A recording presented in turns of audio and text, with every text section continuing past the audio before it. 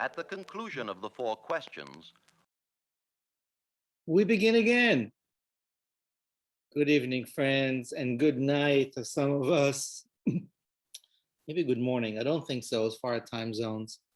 Welcome to our No Crumb Left Behind special evening on just before Passover, with a special moment today to remember a dear friend and teacher we'll talk about in a moment, and a way to almost be ready for Passover night, which is Saturday night, although it's been nonstop prepping. Thank you for joining us. Nice to see familiar faces, and some of you we haven't seen in a while, and maybe some of you joining us for the first time. I'm Amichai, one of the founding leaders of the Lab Shul community.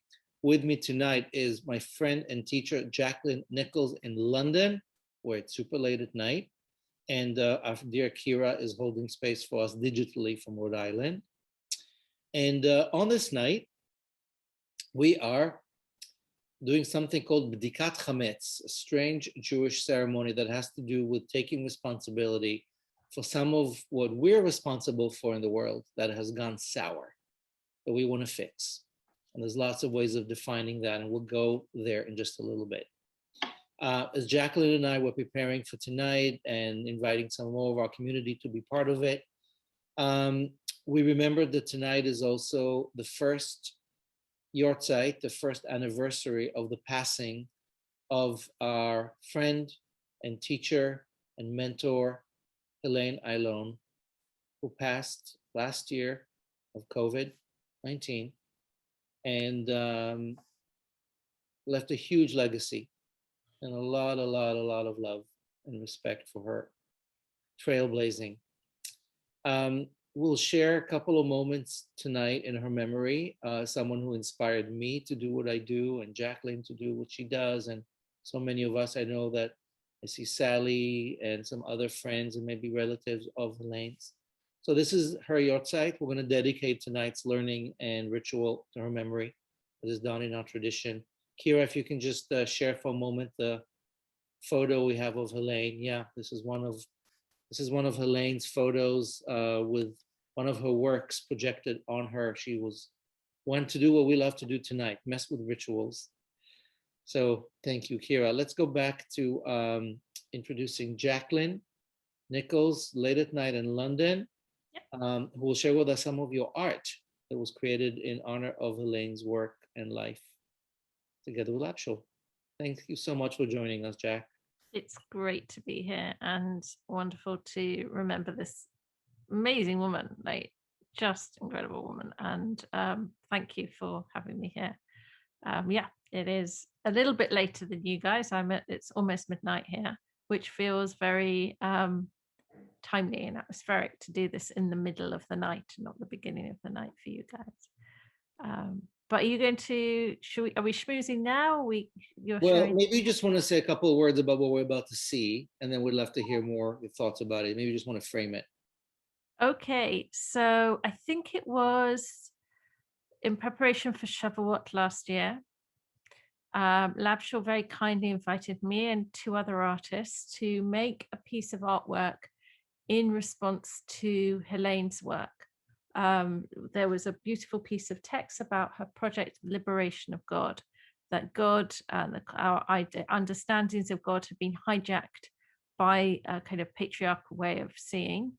And it was kind of her work, her life work in terms of how to liberate God from this text, to liberate God from this very patriarchal way of seeing. And she had this fantastic use of the pink dash when she wrote G-D. It was the pink dash. It was this liberated God that she was searching for, looking for, revealing, unveiling. And that was our starting point for our kind of 3 different responses to that. So I came up with that. And so I think I don't want to say too much about what I made until people see it, because it seems, and people don't remember it. I mean, one of the things that I met Helene quite a few times, and we were in art shows together, and I loved how she was playful with ritual and playful with text in a very serious way. And there was one piece of work of hers with school books, like these open school books open on the wall. And that was very much like a beginning of the inspiration for the piece that I made, this specific piece I made for Labshore.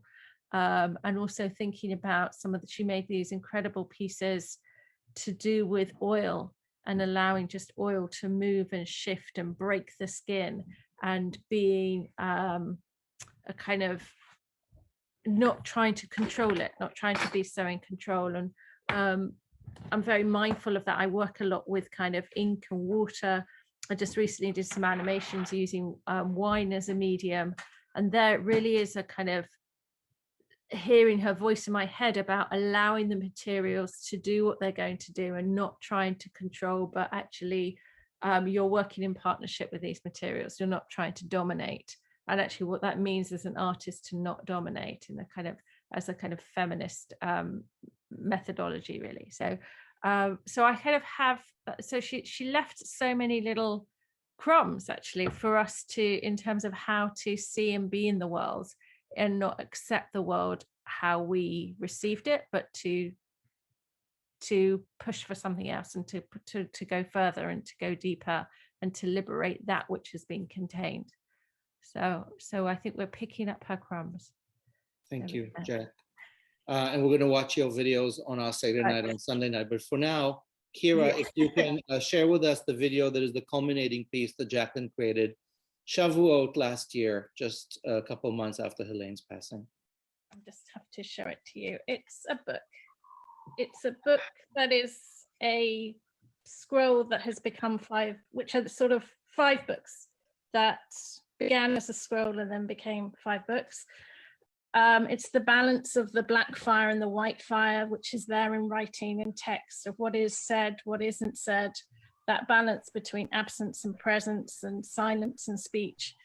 Going throughout it, I don't know if you can see, there is the pink line, the dashes that get embroidered that sort of become, and then even they disappear, because even that absence, that dash that contains everything, even that too has to go, or goes, or I don't know what else to say about it. I've got lots to say about it. I'm not really sure. So it was an interesting process of working with the black ink, with the water, and just allowing the water to do its thing and to let it create to move and shape, and then deliberately stitching into it with the pink. It's not really a color I normally work with, but very much thinking of Helene as I did this. And as I said in our little chat in our midday, the phrase I've been thinking about is the all the voices shall breathe. All the voices shall breathe, speak, and be still. And that all the voices, that the Torah of God is the Torah of all the voices coming together. Wow.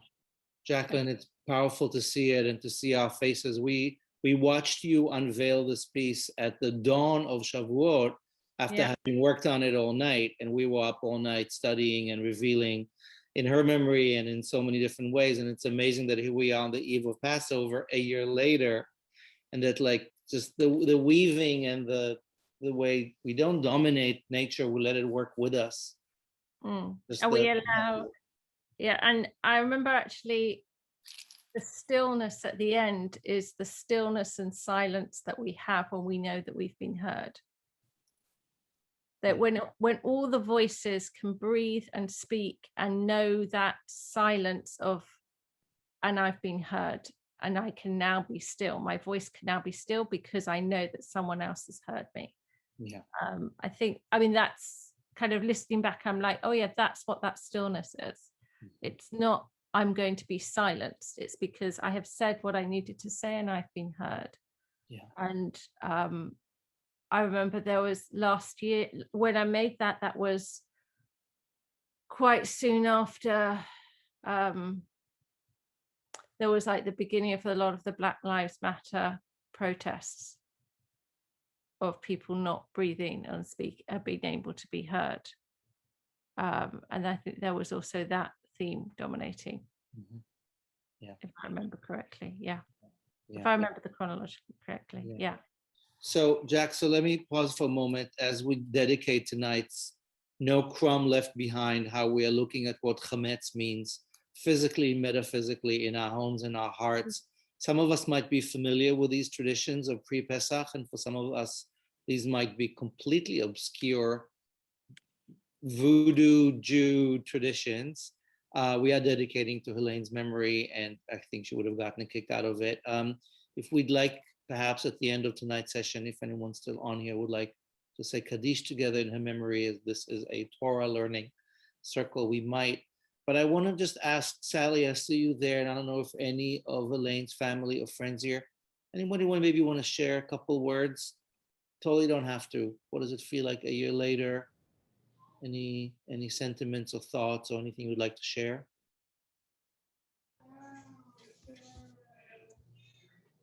I'll share something. I think that Helene would really enjoy Jacqueline. I think she would have really, really loved what you made. That's what I was really thinking. I think she would really be honored, and I think it really integrates like different eras of her time, right? I think Helene really thought of her work as it happening at different eras, right? Like, you know, earth, body, God, and like you took two periods and integrated them. And I think that she would have loved that, actually, is mostly what I was thinking. And she just had a great spirit, and I think her teachings continue to prevail. And I'm extremely happy that that in her last year, actually this year, it was funny, in January, I was really conscious that I had gone out to LA a year ago and seen a show of her. And I'm really happy that I know, Amichai, you're doing like eldering work, or, you know, with some older folks here at Lab Shul. And, you know, Helene was in her late 80s when she started getting shows that she had dreamed about in New York and LA. So I hope artists get to have it sooner, but you know what? I am really, really, really happy that at 88, she was able to have the shows that she dreamed of, and that she lived to see that, and that her work now is actually getting, you know, more attention. And that's what I think she really wanted. So she would have loved this, but she would have loved the piece you created. Thank you. It's amazing to hear. Thank you, Sally. So, folks, may the memory be blessing. Jack, I'm going to call you in a bit to link us more deeply from Helene's work to the Chametz work. Okay, yes, I have much to say about that, actually. I know, you want to hear. We're going to teach together tonight in Helene's memory, and as two Jews across the pond, both of us grew up Orthodox. You're still in it, sorta, way more than me. I'm way more on the Flexidox side of life. I hate these denomination labels, you know that. I know, but let's just say that you tonight, you told me with your daughters, actually did the Dikat Hamitz. You did this weird hide and seek And my husband. ritual. You're doing it. And my husband, yeah. Okay, so we're going to talk about what that means. Let me start introducing it a little bit. What we're going to do tonight, folks, and I'm so glad there's lots of us here and I don't know us all, so welcome. We're going to invite you, if you'd like to, at some point, open your video so we can say hi. That's great. If not, no problem. Multitask or whatever. It's all good. Here's what we're going to do tonight. We're going to learn a little bit about what this Chametz thing means, what the word means, what the concept means, not just the basics, but we're going to go deep. We're going to look at a bunch of different layers, and then we're going to invite ourselves to walk the talk and actually do some cleansing and some clearing from our hearts, maybe from our homes, from our bodies. What does it mean to get ready for this full moon of Passover and passing into our better selves? We also have another video to share tonight that Elana June Margolis work created just for us. It's amazing. It is her version of what this Chametz testing is all about. And then we'll have some more time for Q&A and thinking about it together, whatever you still need, both body and soul, to get into Passover. Our second one on Zoom, hopefully our last, but certainly one of taking everything less for granted. So here we are, the night before, sorta, because tomorrow night's Shabbat, so it's not really the night before, but this is sort of the night before. I'm going to ask our friend Kira to share the chat to the screen and to also put the doc in the chat. Thank you, Kira. These are a bunch of texts. I'm not going to do them all, but just to give us a bit of a context of what we're talking about when we say no crumb left behind. Passover Eve prep and cleanse for home and soul. We've got the link if you want the doc to look thing, but otherwise we'll do it here.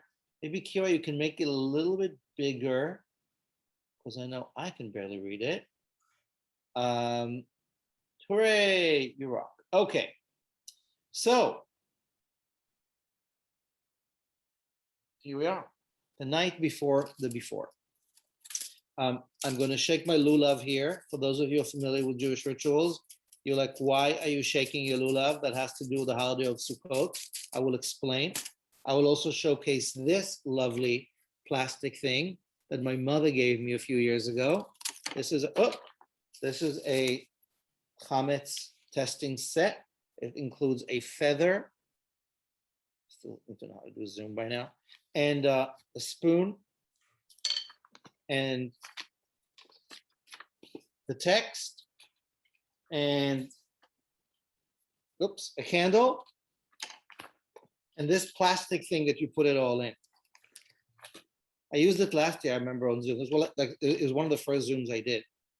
Hey, Ezra. So yes, my mom sent me this thing from Israel some years ago. I remember rolling my eyes. But now I'm like, hey, I'm actually going to use this thing.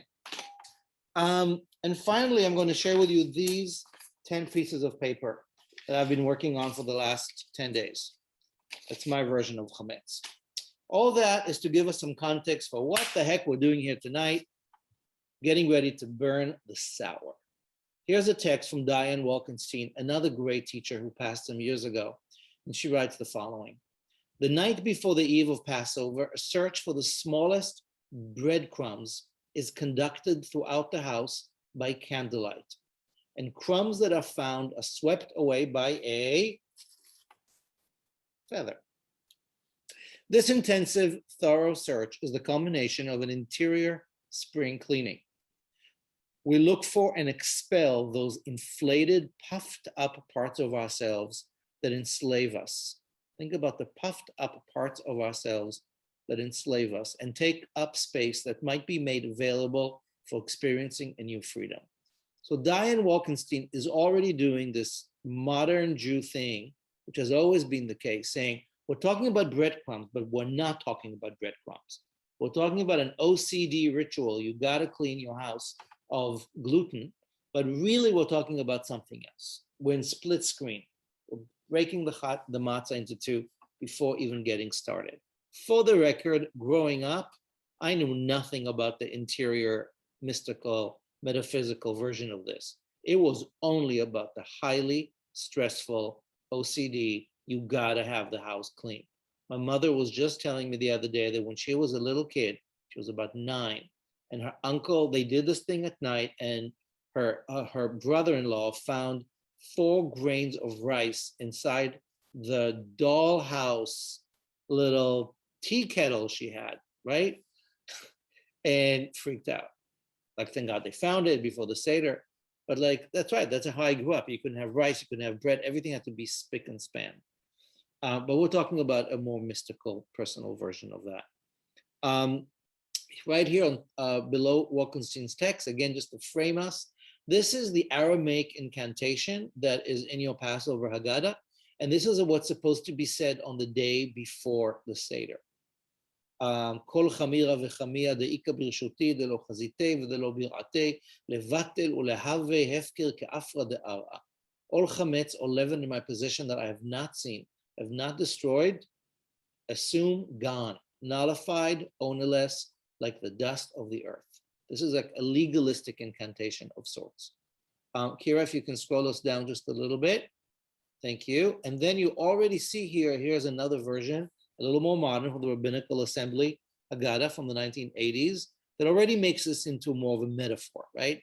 God and God of our ancestors, just as I have removed all the chametz, the leaven from my home and my ownership, so may I evict the evil inclination, that voice inside of me that gets me to eat ice cream at 4 in the morning and way worse things, from my heart, and may you, if you believe in God, dislodge all evil from the earth. So again, I want to show you how we go back and forth between physical and metaphysical. I want to see a couple more texts, and then I really want to ask you all, where does this meet you? Jack and the rest of us. So let's just start again. Reminder, if you have not done nothing Passover until now, a friend of mine who was a pretty ultra-Orthodox rabbi who grew up actually in England in a completely secular home said, we did nothing Jewish all year round, except on Passover, my mother would bring matzah, as he says, and we would eat matzah. That was it. No Seder, no nothing. See, Shamha knew we have to eat that. Oddly enough, this guy now has a black hat. But here's where we begin. In the book of the Exodus, Sefer Shmot, Torah, one of the instructions that have to do with Passover is the following. Throughout the 7 days, unleavened bread you shall be eaten, matzah. No leavened bread, chametz, shall be found with you. And no leaven, chametz, shall be found on your territory. So just pause here. We're not supposed to just eat the matzah, which represents our enslavement or essence or other things we see. There's also a negation of that. Don't have the inflated part of bread, that which has the yeast. So this has to do with yeast in some way and what yeast represents as fermentation and life and growth for good or for bad, right? And this probably goes pre-Torah, pre-Jewish, pre-Passover. We might get to that as well. Let's scroll down a little further. Okay, and here's the origin of what we're doing here right now, right? The Torah says only matzah, no chametz. Between the Torah and these days, hi Alice and frogs, we start developing Jewish law and lots of customs. Some of them do, some of us not. So now we're in the Mishnah. We just fast forwarded to the 3rd century CE, 1700 years ago. We're somewhere in the land of Israel, and the rabbis are arguing about what we're doing tonight. You're going to hear about what Jacqueline did in just a moment, what I did as a kid, maybe what some of us are doing. And that's the following. On the evening of the 14th of Nisan, so that would be, again, tomorrow night, but we're doing it tonight because of Shabbat, we check for leavened bread by light of a candle. Any place which we do not bring leavened bread into does not require checking. You probably don't need to do it in your bathroom. And well, nowadays, whatever, we're all home all the time. But so why did the sages say that we must check up to 2 rows in the wine cellar? Like if you have a wine cellar, why do you got to check? So what are the odds that you're going to eat bread there? Because it's a place to which we might bring leavened bread. There's a discussion. One house says do the whole thing. The other house says just the outer rows. Whatever, OCD more or less. But here you've got the beginning of this bodkin, that there's a ceremony in which you check. You really check if you got all those crumbs out. This is not theory. There's not a lot of Jewish laws for the domestic scene that are as punctilious about cleanliness. And again, we're both physical and metaphysical. What does breadcrumbs represent? Let's go down one more, and then we're going to pause, I think. Great, beautiful. So if you go one more step after the Mishnah, you have the Talmud, which is the commentary on the Mishnah. And here is where the metaphysical begin to introduce himself. There was a rabbi by the name of Rabbi Alexandri, clearly a Greek name. And Rabbi Alexandri used to pray, used to meditate, and after his prayer, he had his own special prayer that was then remembered. And he spoke to the Lord, and he said, "May it be your will, Adonai, our God, that you station us in a lighted corner and not in a darkened corner." Right? May there be light in my life and not darkness. And do not let our hearts become faint or our eyes dim. Some say, yeah, that's a nice prayer, but that wasn't his. That was Rav Hamnuna would say. Alexandri had a different prayer, and it's this one. Master of the universe, it is revealed and known before you that our will is to perform your will. Wow.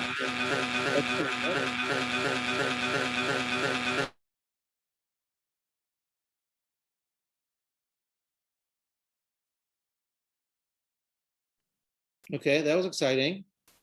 I'm back. Thank you all for muting. I'm sure we've got some other noise issues, right? Notice what this prayer is saying. Instead of master of the universe, I'll take it into Helene's world and ours. Source of all things, It's revealed before you that our will as humans is to perform your will, to be good. And what prevents us from being who we want to be, from being the best people we want to be? The yeast in the dough, right? The chametz, and the subjugation to the kingdoms, being in service to the government. May it be your will, source of all things, that you will deliver us from their hands, so that we may return to perform your will with a perfect heart. So let's stop here, Kira, if you can unshare for a bit. So here you have the beginning of what has become the Jewish game between physical and metaphysical, actual breadcrumbs and yeast and dough as metaphor. Rabbi Alexandri's prayer says that we want to do the right thing, but something is stopping us. What's stopping us from doing the right thing, from being people we want to be? The yeast in the dough. That's his symbol for what we're going to see later on as Yetzer Hara, the evil inclination, the voice inside of us that gets us to do all the crap that we later say, oh, I shouldn't have. And tonight we clean up. So I want to open it up for a few minutes. And I want to ask us, where does this meet you? Just, the metaphor of bread or yeast as puffed up and as inaccurate. And where, whether you have experience with this or not, where does this meet you? So I'm curious to hear from one or two of you. And then Jacqueline, I know you have some things to say about that as well. Yeast as metaphor. Anyone? Feel free to unmute. Or is it way too weird?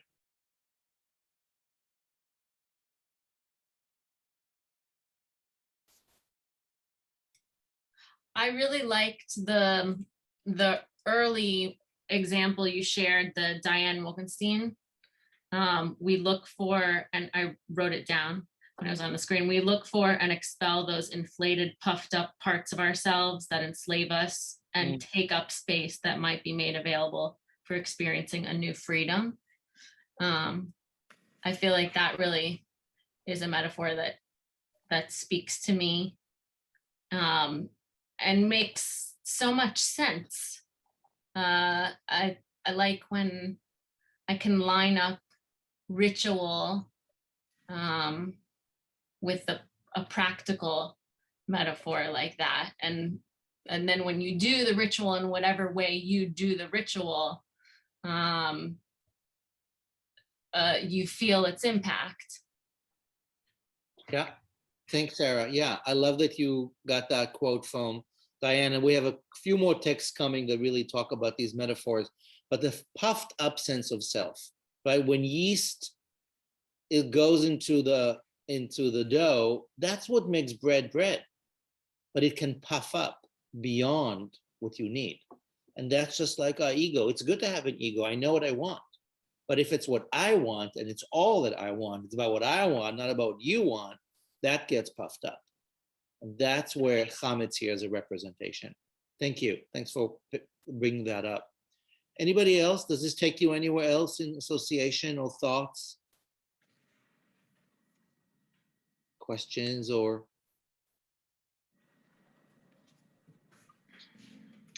It's something powerful about reading about the ritual of it happening at night and the candle.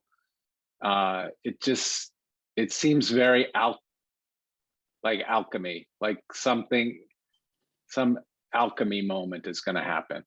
Absolutely. I remember as a kid, actually, and we're going to turn the lights off in a bit and do this, but like, I remember as a kid, the lights were down and my father would take a candle and go from room to room. He never did stuff like that, right? It does, right? It's a little, plus it's like pyromania. We would do a candle at night and during the day, there would be a bonfire. This is not Shabbat candles or Hanukkah candles. These are practical candles, right? You're right, Dan. It's very alchemy. We'll get to that in a moment, how this ritual evolved for now. Yeah, Dina. 2 points. I was thinking, Sarah, thank you so much for so eloquently saying what I was thinking about the idea of yeast and ego. But I was also thinking about the yeast as jumping to conclusions or thinking the worst in people, is like my ire is like yeast and it can rise and it can rise and it can rise, and it's completely wrong. And so let me kind of back away from that and take myself out of the equation a little bit. I've this season I have been thinking about the more figurative and not the literal chametz, and then the candle piece.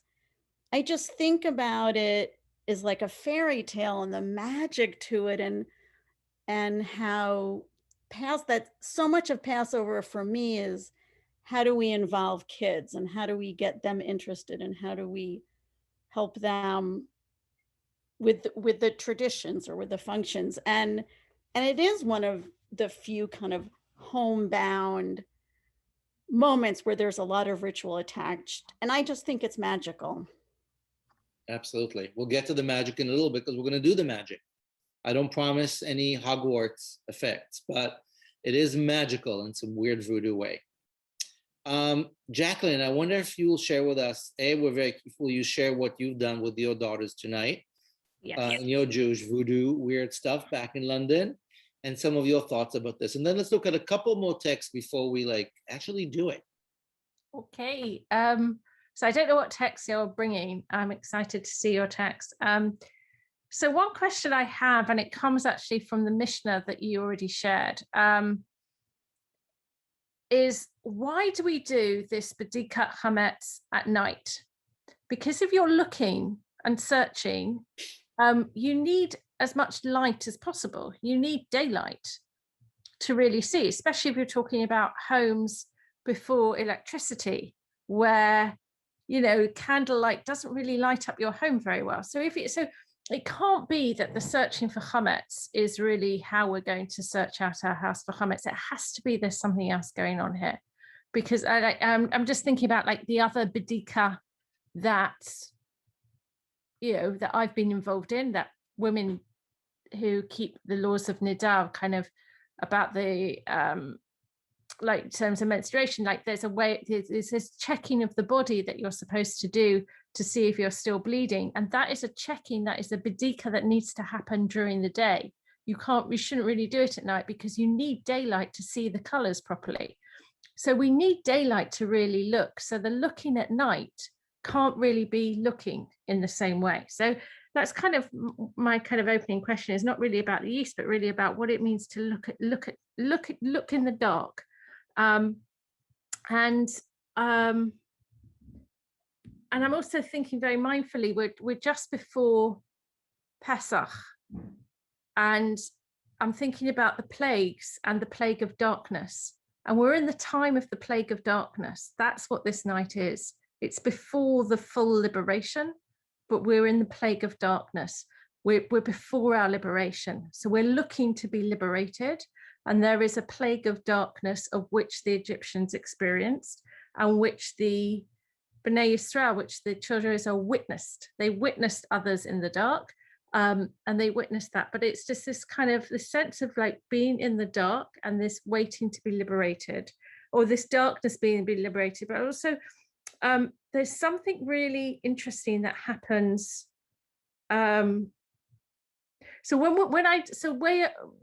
daughters and my husband and I, our family, we do the searching. It has become it's a child's game, where kind of we divide up into teams, where one team hides the 5 crumbs in one part of the house, another team hides 5 crumbs in the other part of the house, and then there's a kind of bit of a competition about who can find the 5 the first, and it's a game, and it's a game of play, and it's a game of who could be more devious and cunning, and but there's something really interesting that happens when you turn the lights off and you look through your house with a candle, and all you can see are those little glimpses and it's like another atmosphere washes over your house. You start seeing your house differently. I mean, I've spent the whole day cleaning. I've spent the whole day looking at my house and looking for actual chametz, but to then go with a candle and almost wash the candlelight through the house, and you end up seeing the house very differently, and you're seeing it anew. You're seeing it with new eyes in this kind of, as a game, in this very playful way. But I'm going to go back to that Mishnah. So the Mishnah starts, it says that and the translation that Amichai gave, which was like on the evening of the 14th, is when we search with candlelight. But the actual Hebrew says the or, which is the light of the 14th, we search by candlelight. And there's a whole discussion in the Gemara about what does this word light mean? Is it the daytime or the nighttime? And they conclude it must be the nighttime. And there's various arguments they give. And one of the arguments they give, which is the light that they're talking about at night, is starlight. It's a starlight. We know evening is light because it's starlight, and starlight are these tiny little specks of light. So when we're bringing our little candle into our house, we're bringing these little specks, we're bringing a little speck of light into little parts of our house, and we're seeing our house in a completely new way and in a completely different way. I haven't really kind of got to the end of my thought here. These are very associated thoughts. But we're seeing a kind of, so we're bringing this, so there's something to do with starlight, and there's something to do with when we're looking in the dark. And actually, I want to bring it back to Helene and this idea of liberating God, because how do we liberate God? Where do we look for God to liberate God? And I think there's something about looking in the dark, looking with little specks of light and looking in the dark to liberate God. And that to bring it back to the yeast, there's like the role of yeast is to expand and to bring air in. So, and we want to not have yeast.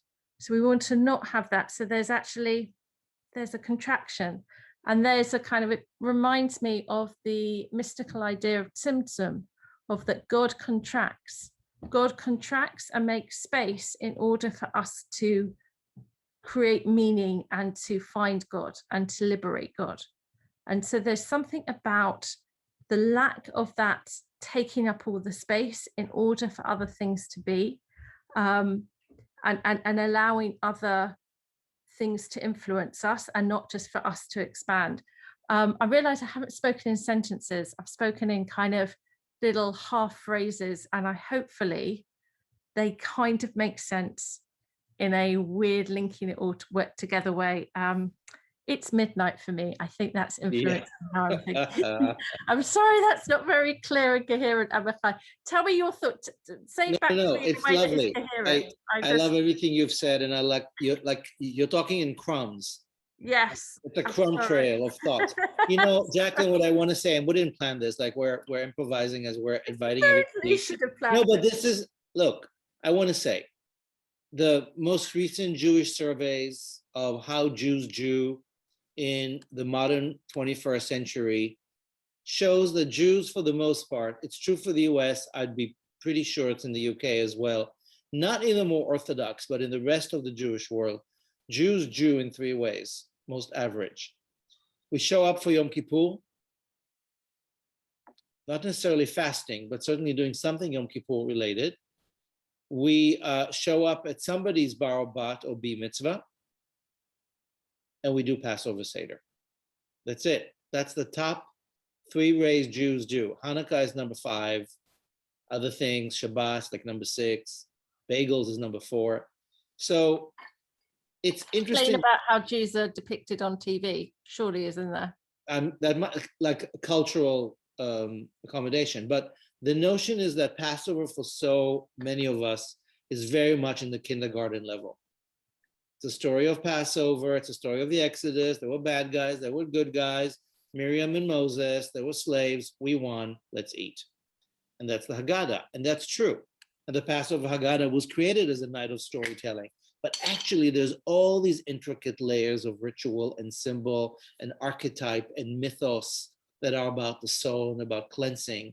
And if the divine is that which is a mystery for us, and it's contracted and expanded the way our heart works, then on this night, we're also invited to like look a candle and really search through the darkness into what is our shadow and where is the light and where are the ways in which I as an individual and we as a community, because Passover is about collective liberation. It isn't just the individual work. That's Yom Kippur. That's when you do tshuva and return and you get your shit together. Pesach is about the collective. What can we do as a we to be more in our game? Altruistic, kind, compassionate, feminist, friendly, anti-racist, woke, lit, all those things. So there's something about this hide and seek that invites us into it. I want to pause for a moment and come back to more hide and seek in a sec. I want to show you a couple more texts because you all know me. I love texts. They're like, that's the Crumb trail. Like we're sitting on the shoulders of giants who've been wrestling with this mythology before us, and much of it lesser known, but part of tonight is revealing. So Kira, if you can share with us, please, the texts for a few more minutes. I want to take you down a few more little, no, actually, so go up before we go down, sorry. Go up for a bit, a little further up. A little further up. I just want to show what this Rashi on the top of the page shows us. So Kira, if you can scroll up just a little bit more, please.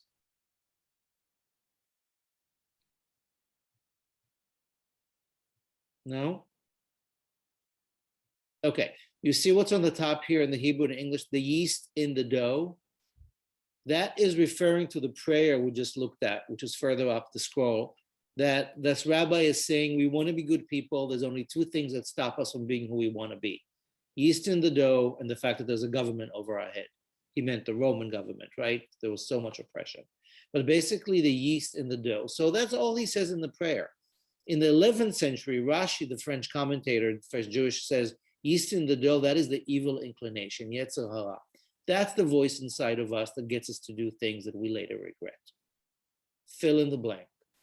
Physical, metaphysical, things we say, things we eat, actions we do or don't do, regrets, mistakes, big oopses, small oopses, the stuff you have a press conference for and resign, or the things that you need to like call your friend and say, I'm sorry, or just look yourself in the mirror and say, I'm not going to do that again. That's part of what tonight is about, this yetzer hara. It's a little different than Yom Kippur. We'll get there. Now, I'm skipping us forward to the 13th century. Now we're in the Zohar, we're in Spain. We moved from Provence to Andalusia. And here we have the Zohar, the book of Illumination, the book of Kabbalah. And here the Zohar says the following, and such is the evil inclination like yeast in dough, because it enters into the insides of a person, the way yeast enters our dough. Slowly, slowly, as you need your challah. And then it multiplies and grows more and more and grows and grows and grows until all the body becomes enmeshed in it. I mean, this sounds like cancer, right? But really, in some way, what the Zohar is saying here, one little thought, one crumb of envy, of disharmony, of greed, of all the ways we know, it just grows. Unchecked, it grows. Essentially, it isn't bad. Yeast is great. It will give us bread, our daily bread. It's about excess.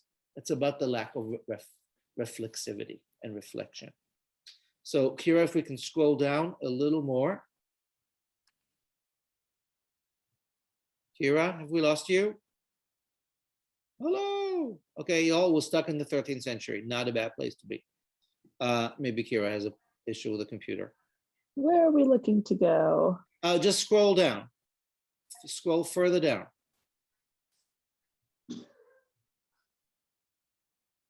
Is it going or has it frozen? No, it's frozen. Ah, We're frozen in the reset that. We're frozen in the 13th century.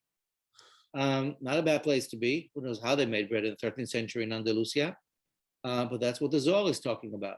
Thank you. Okay, and now we're going to go one more. From the Zohar in the 13th century, we are going to go to the Ukraine in the 18th century. This is Rabbi Nachman of Breslov, the famous mystic who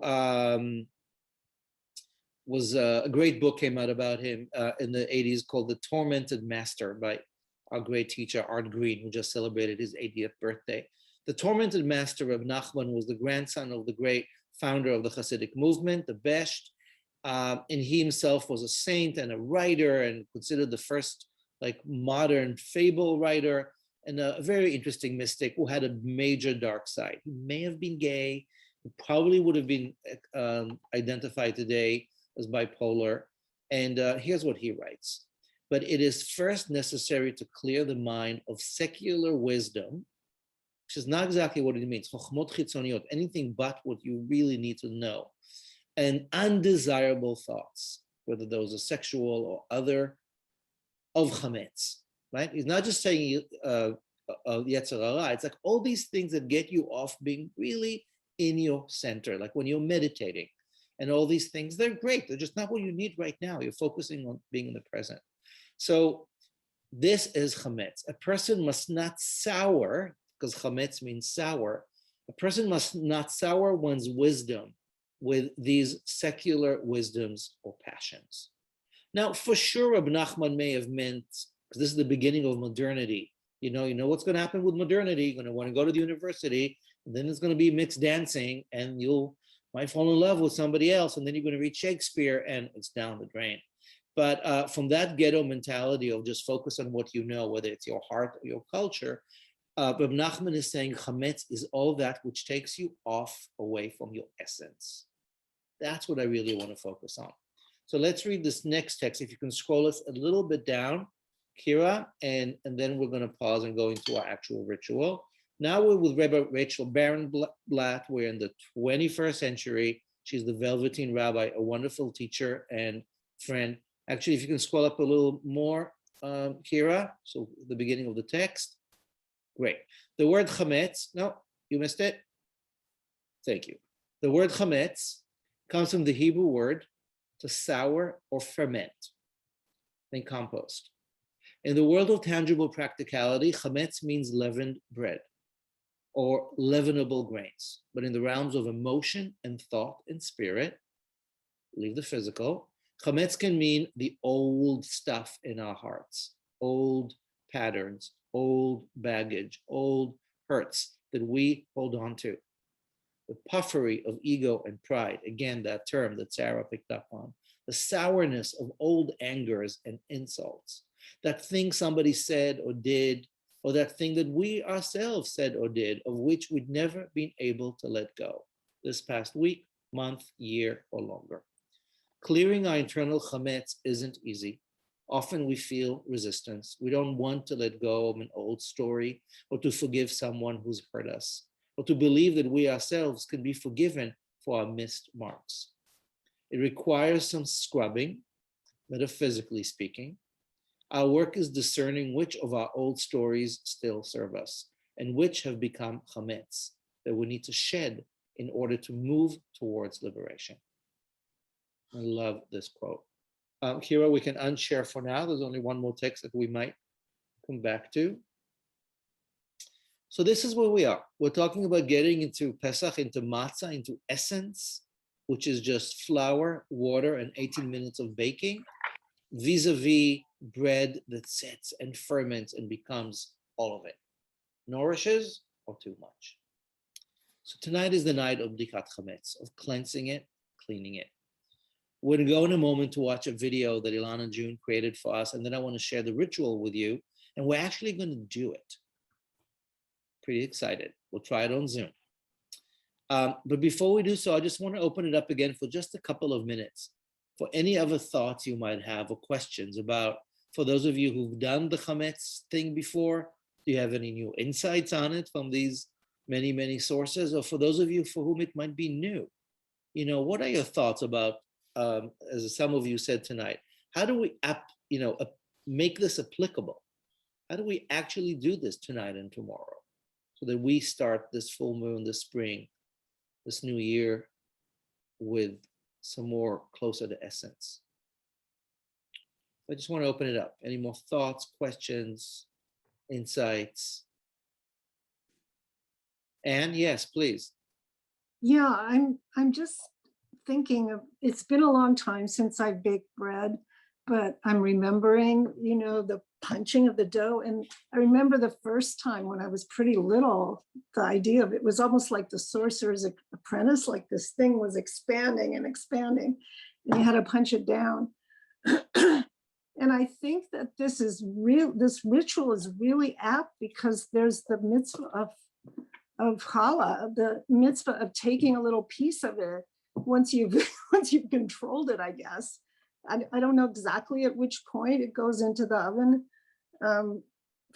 to the divine, but I just really love the metaphor of bread to begin with, of that we say hamotzi, and because this thing magically appears from the earth, because of all of our efforts.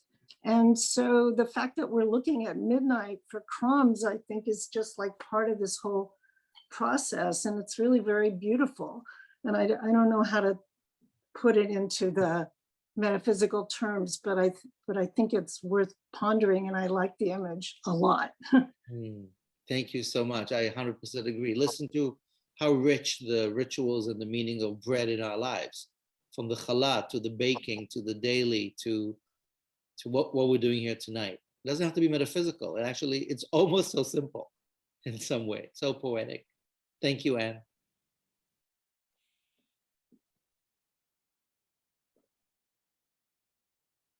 Marina, yes. An image came back that I had not remembered, probably in, I don't know, 70 years or more. And we were living with my great grandmother, and I remember now really so vividly she was very little, very, very white hair, always dressed in black. And we went with a candle and a little broom into the toilet. And we went all around the toilet, and she explained that even there we had to look, and I had no idea what she was talking about, but I was having a great time. And years later, I said to my mother, why don't we do that? She says, what are you talking about? That is so old, but that image I had forgotten. And I can see her and how important it was to her. Whatever it meant, it was something so important. Even behind the toilet, she had to go and check. Mm-hmm. Wow. And it really, thank you for bringing this back. I'm so glad your grandmother came to visit. Marina, thank you. My great grandmother. Your great grandmother. Great. Amazing. Wow. Well, there you go. Tradition lives on.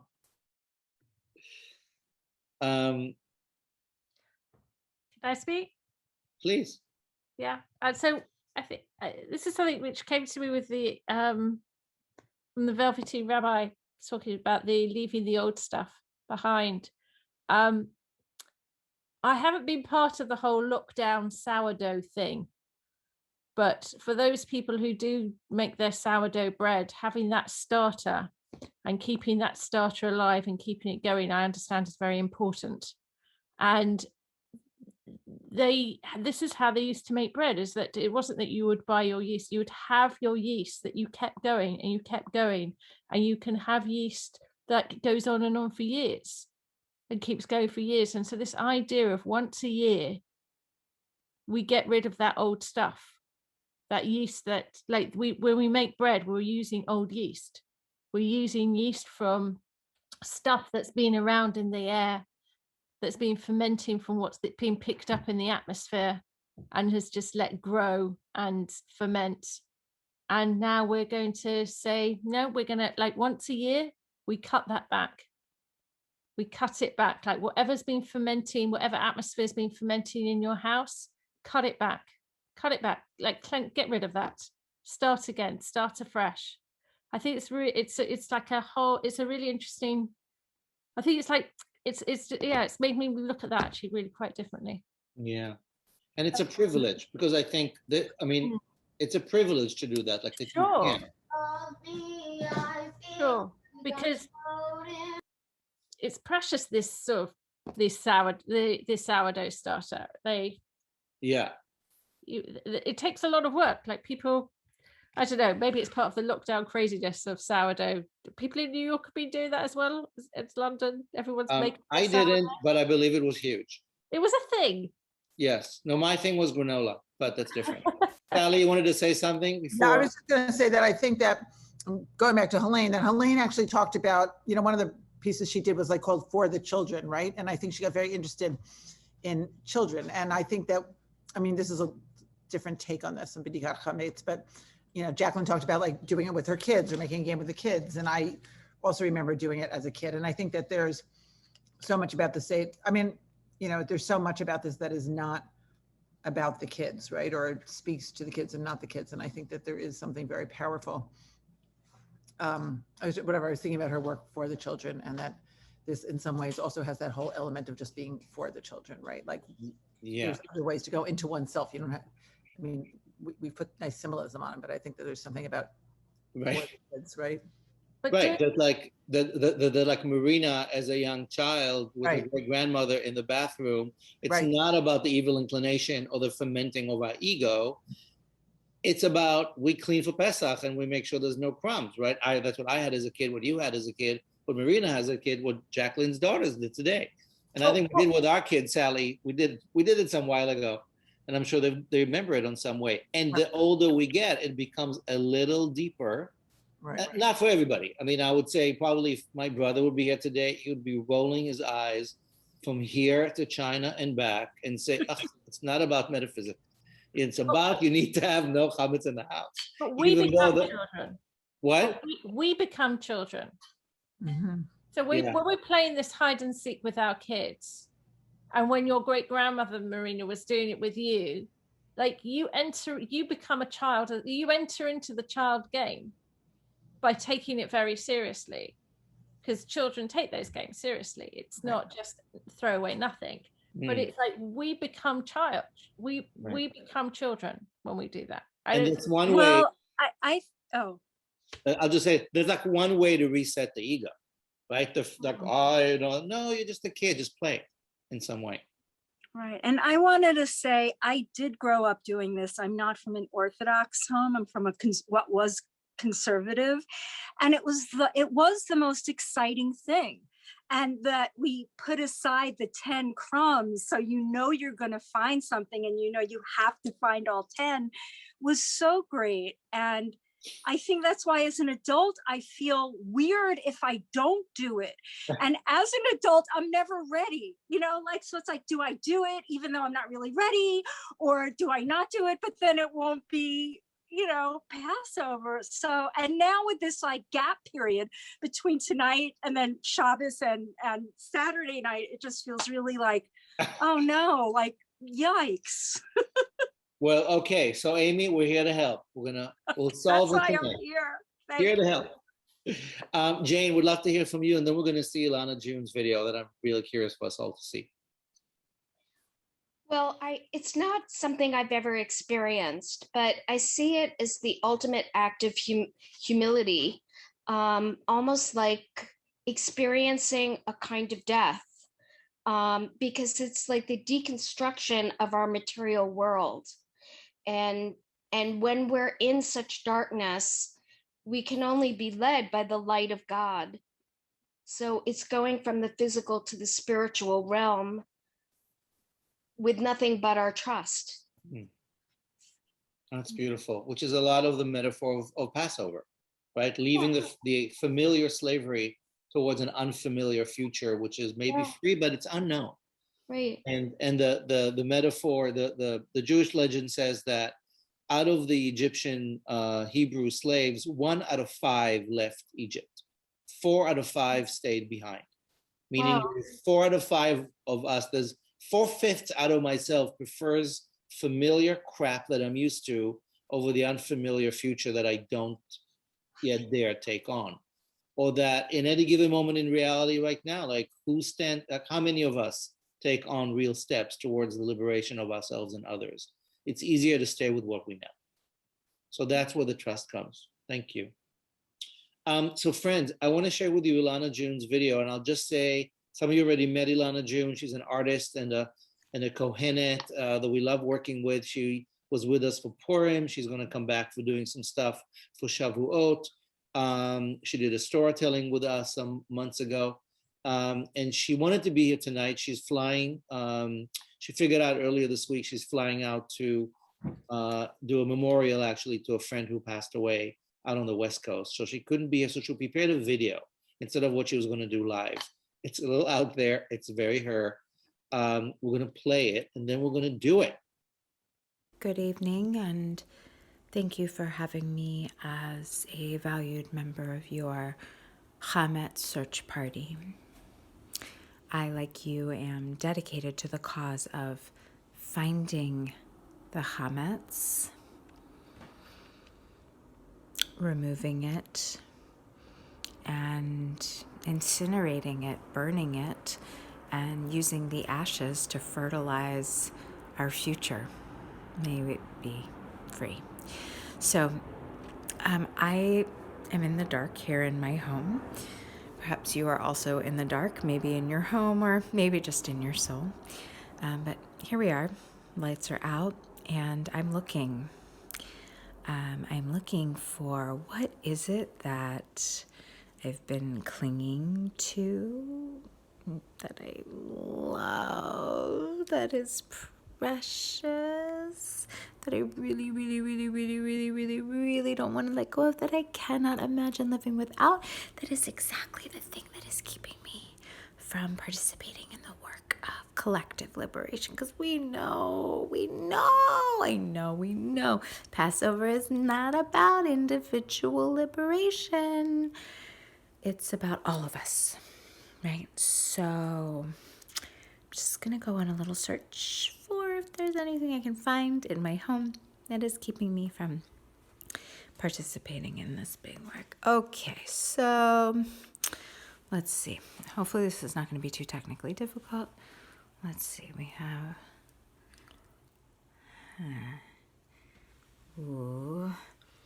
dirty, stinky, but is it truly preventing me from moving forward? I don't know. Let's go over here. Okay, we've got dirty dishes, abandoned lemons, Windex. Is Windex it? It could be it. I don't know. Let's keep going. I want to go a little deeper. Let's see. What have we got? We've got broken bowls that are pretending to be whole, automatic popcorn maker. Oh, it's getting rough. Oh, the bathroom is on. Bathroom light is on. Let's see what's going on here. Let's see. What have we got? Tile. Baskets. Chametz. Chametz, chametz, chametz, chametz, chametz. Anybody? Chametz. Chametz, chametz, chametz, chametz, chametz. Come here, chami, chami, chami. Come here, chami, chami, come here. Come here, chami. Come here. Come here, chami, chami, chami. Chami, you in there? Are you in there, little chami, chami? Are you in there? Chami, chami, chami, chami, chami, chami, chami.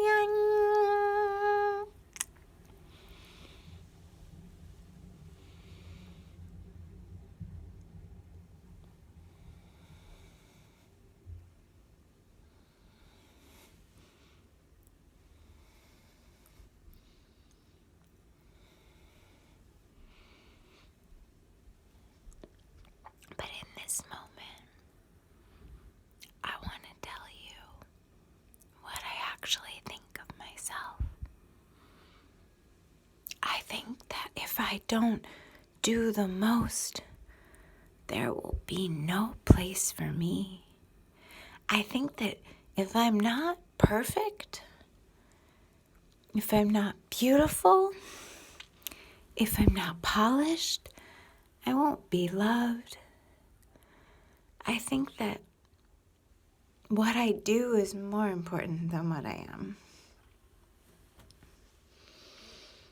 I think I have to be better than my friends. But I should pretend like I don't want to be better than my friends. But I think I have to be better than my friends. So maybe that's it.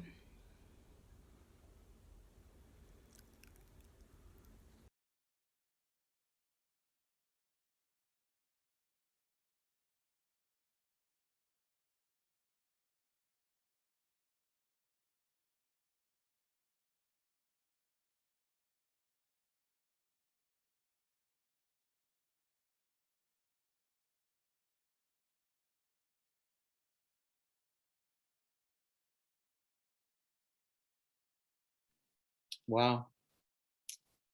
Well, friends, that was Elana June. I find it so powerful. As you can see, I'm in the dark now with some candles. That she took the flashlight and went into her mouth and came up with these extraordinary revelations about what is Chametz. It made me really, I watched it, she just did it last night, and I watched it this morning and thought, wow. And came up with a couple of revelations of my own. So I know you can't really see me, but that's okay. I want you to use me as your vicarious. Oh, I see Emma turned off the lights. There you go. So you can turn off the lights if you want where you are. We don't have to see you. You don't have to see us.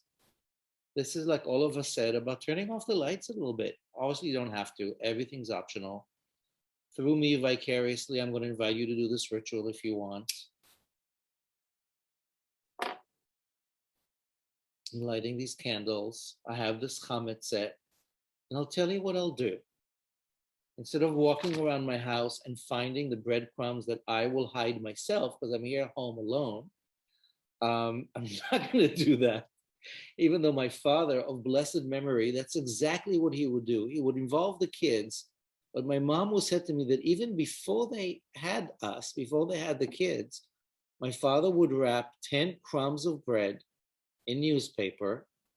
And after the house cleaning was immaculately done, because my parents were very Orthodox, and my mom still is, he would hide 10 pieces of bread in the house. Unlike Jacqueline's, it wasn't two teams, it was just him. He would hide it, and about an hour later, he would take the feather and the candle and the wooden spoon and the little thing to put it on, and he would go and collect them. And I remember watching him as a kid doing them, saying, what's the point? If you hid them, why are you the one finding them? But I have more respect for it now as after he's dead. I have a lot of respect for the things he did. Like we said before, it's about some levels that maybe don't make a difference about practical or sensible. So instead of walking around my house tonight, here's what I'm going to do. I have this little strange Chametz set. It's laminated as Haredi Jews love. I'm going to say the blessing. And then I have 10 pieces of paper here. Since the first day of Nisan, every day I've sat in the evening and I wrote down one piece of Chametz that I take responsibility for. I'm just going to count from 1 to 10, put them in this bag. And I want to invite you maybe to come up with 1 or 2 or 3. Maybe you'll do them later. Maybe you'll do them this morning, tomorrow morning. Then we'll just take a moment or two to just pause and breathe and do our internal meditative Chametz. You do have till Saturday night. I'm going to burn mine tomorrow. So imagine that you're walking through your house right now and through the heart and the spleen and the kidney and your belly. And here are the crumbs. And so the blessing that we say is, ברוכה את יה אלוהינו רוח העולם, אשר קודשנו במצוות וציוונו על ביעור חמץ. Blessed you, presence of all transformations, for giving us this game with which to obliterate that which we no longer want fermenting our lives. So here's one. I want you to think whatever comes to you right now. A behavior, an inflated ego, something recent, something only you know. 1. Into the bag. And there's 2. Some way I hurt somebody else this past year. Anybody I hurt this past year by being careless, including myself. 2.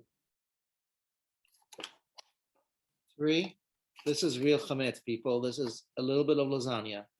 I never made it. I don't like lasagna. It was one of those COVID attempts. I'm never going to do it again, meaning make lasagna. There's about 4 sheets left in here. It's technically chametz. This is about starting things and not finishing them. It has to be one of my chametz things.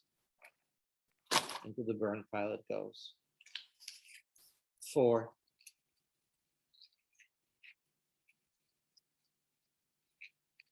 Friendships. It's been hard this year.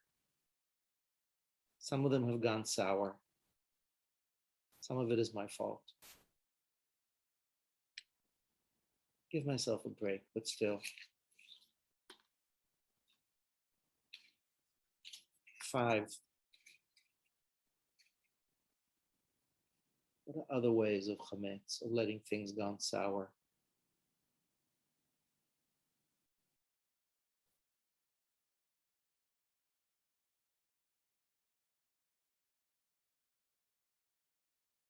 Crumbs in the corner of the drawers and the closets that I know it's there and I haven't paid attention and just keeps growing and growing like one of those dust bunnies.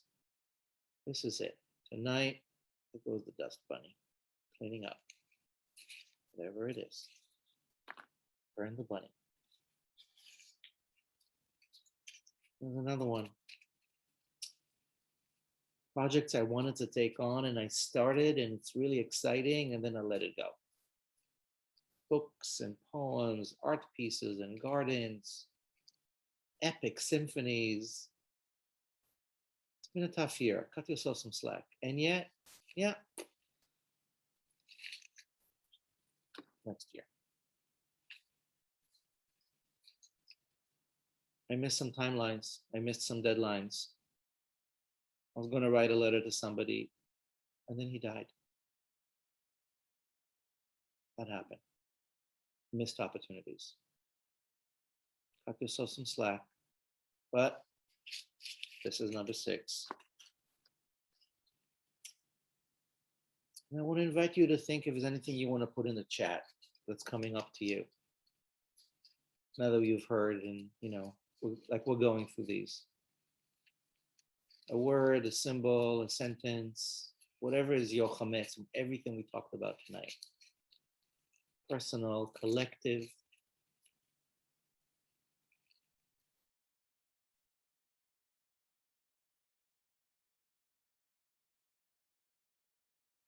Mine is not being collaborative enough. That's my number 7.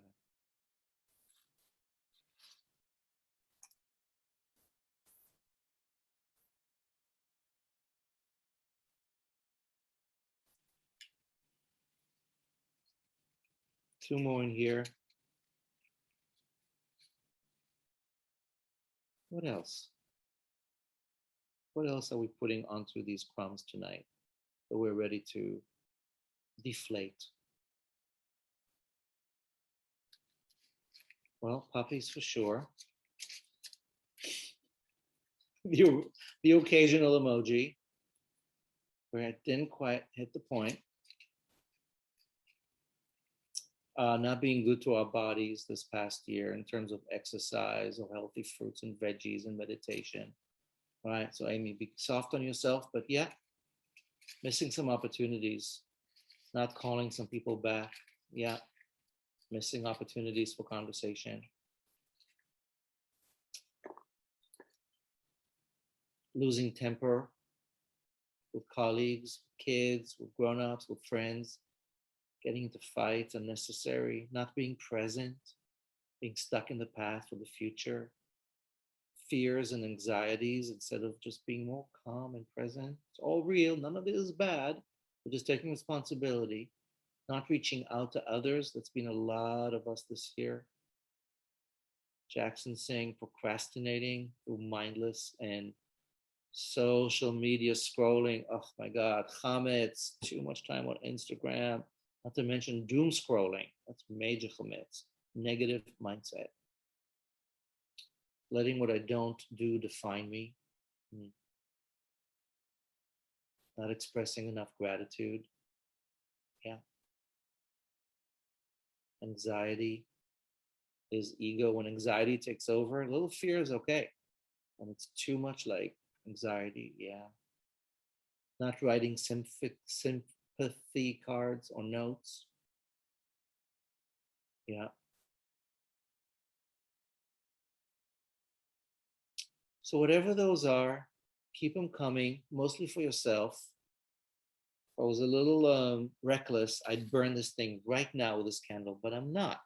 I'm going to do this tomorrow afternoon. I'm going to have a little bonfire. It's supposed to rain tonight, but not tomorrow. And I'm going to take all these things, including complacency and uncalled for self-isolation, where we're isolated enough, and thinking nothing can be done about it. Well, something could be done about it, and all the other ways in which we've let things soured. I'm going to take this pile of stuff, these crumbs of consciousness. I'm going to take this, which is the lulav that I shook on Sukkot, and a bunch of you were with us in front of Reverend Derek's church when we did the rain dance with the Yoruba priestess and with a bunch of other faith leaders. And this is the lulav, and I've kept it for 6 months. And tomorrow I'm burning it because that's what people do. Don't ask me why. There's one of these little biscuits thing that I'm going to actually give to either somebody on the street or one of my neighbors, because I don't want to burn good food, but I'm not going to eat it. And finally, there's this one more note that I'm going to write tomorrow morning. I don't know what's in it yet, but it's the final culmination of everything we did tonight. The liberation of God that Helene taught us, the liberation of our own ego, all the ways to get into Passover with more essence and focus and from this hide and seek in the dark. So we're going to read this incantation again. And with that, we're going to say goodbye to this ritual. Just sit here for a moment quietly and then open up for any other comments or thoughts about how this gets us ready for tonight and for tomorrow and for Pesach. So the Aramaic incantation, it's in the chat. I'll read it in the Aramaic and the English.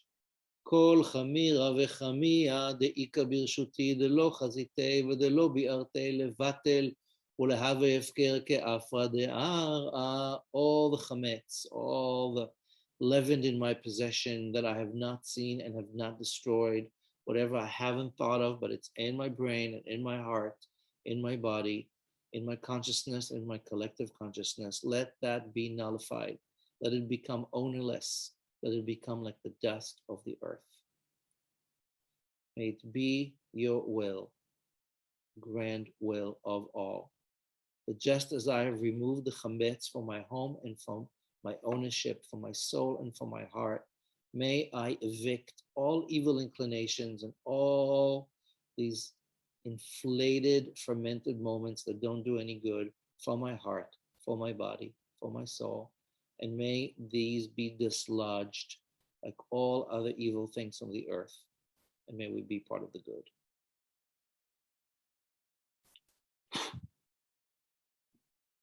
Done. The smell of fire, of the candle burning out. And with that, friends, we've done a very strange Zoom version of the Chametz, Dikat Hamitz. I wonder what my father would have said, for those of you who knew him. But I'm really pleased that we put a lot of good lists in the thing tonight and honored Helene memory. Sally and kids, thank you for joining us to honor Helene, who loved you so much. And Jacqueline, you being here tonight as one of the artists who continues Helene's legacy of the liberation of life and love and God and all. Thank you for adding your wisdom and whimsical crumbs and honoring Helene's memory. And for all of you for adding all these beautiful ways in the dark and in the light to make sure we do better and light up this night. Kira, thank you so much for being so wonderful with all our tech. And with that, I'm just going to open it up for just a few more minutes if anybody else wants to share any new insights or any thoughts you want to take into tonight and tomorrow, into Shabbat and into Pesach. Floor is open. Any last interesting words? Jacqueline, also, if you want to share anything.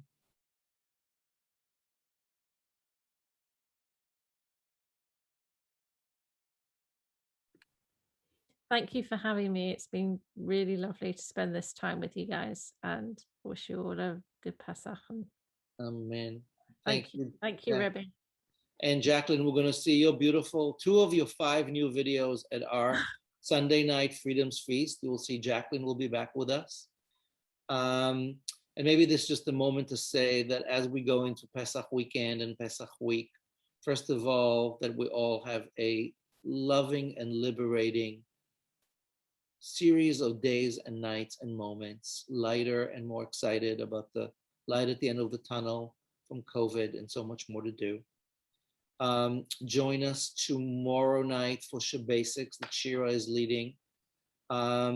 Whatever you do on Saturday night, there are still seats at the Lab Shul guest or host Seders. That link is on our website, so you choose how you want to do Seders.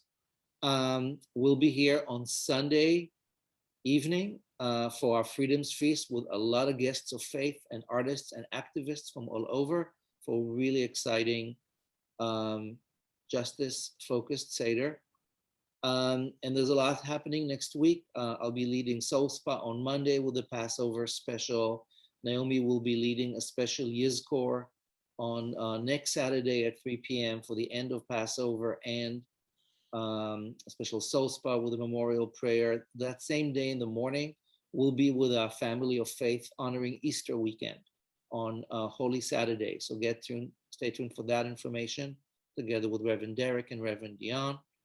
And finally, I just want to say a personal word to our friend Lisa, who's here with us tonight. Lisa, I know you're holding very fresh loss in your family for your father's passing, and you're with us tonight. So I hope that this night ritual helps you say goodbye to a lot of the past and honor his memory. And I know we will be talking tomorrow and next week about how to help you grieve and remember and be and live. So may your loss be held tonight with love as well. So friends, Chasal tonight. It was lovely to light this night with you. I'm excited to burn the Chametz tomorrow afternoon. I'll have you in mind with all of your intentions. And may we meet in holy moments that help us make more out of life. Amen. Chag Sameach. Have a good night. Any questions or thoughts, don't hesitate to reach out. And good night.